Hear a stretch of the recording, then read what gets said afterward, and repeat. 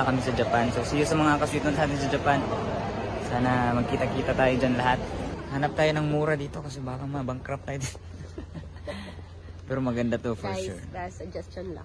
If pupunta kayo ng Japan, huwag kayo masyadong mag-sleep over sa mga mamahaling hotel. Kasi sayang lang din, matutulog lang naman kayo, tapos pagka kinabukasan, gagala din kayo. So, choose, mga murang Choose wisely.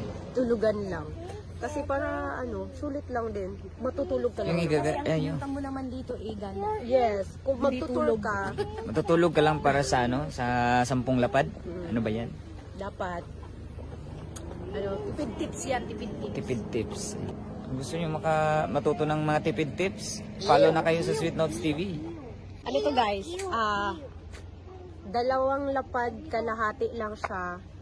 Ano na kami dito, 3 days na kami.